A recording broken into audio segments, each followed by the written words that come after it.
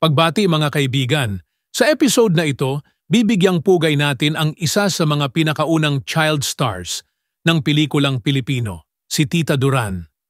Alamin natin ang kanyang buhay mula sa pagiging isang child actress hanggang sa kanyang pagiging isa sa mga pinakamamahal na aktres ng kanyang panahon.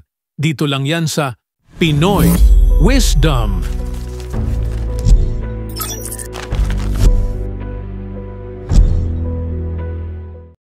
Ipinanganak bilang Teresita Rigo Durango noong Setyembre 30, 1928, si Tita Duran ay isa sa mga unang matagumpay na child stars sa kasaysayan ng Philippine cinema. Nagsimula siyang mag-artista sa edad na 8 taong gulang sa pelikulang Awit ng Mga Ulila noong 1936. Dahil sa kanyang angking charm at natural na galing sa pag-arte, mabilis siyang sumikat at naging paborito ng mga manunood.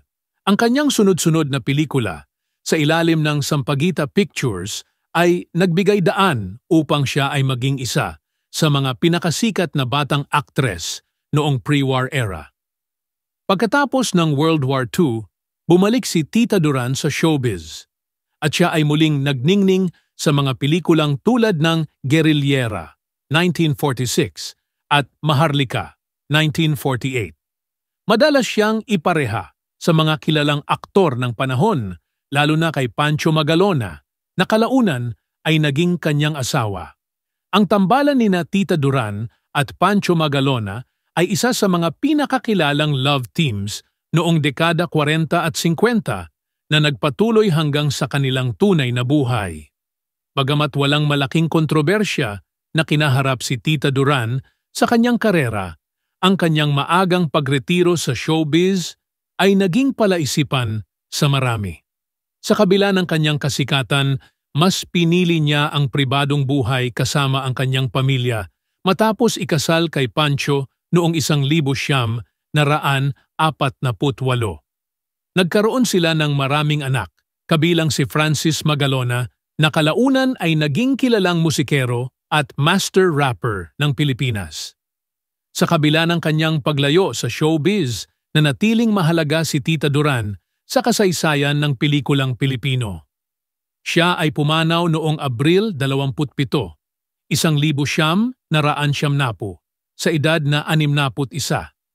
Ang kanyang pagpanaw ay nagdulot ng kalungkutan sa industriya ng pelikula, ngunit ang kanyang mga pelikula ay patuloy na nagbibigay ng inspirasyon sa mga bagong henerasyon ng mga artista at manunood. Ang kontribusyon ni Tita Duran sa Philippine cinema ay hindi matatawaran.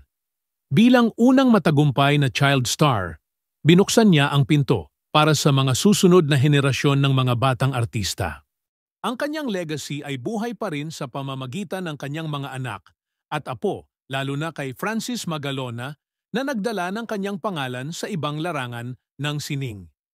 At diyan, nagtatapos ang ating episode tungkol kay Tita Duran.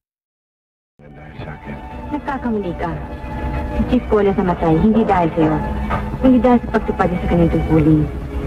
At siya'y namatay na buong pagtitiwalang ikaw ay magiging isang ulirang kawal dito sa Navy.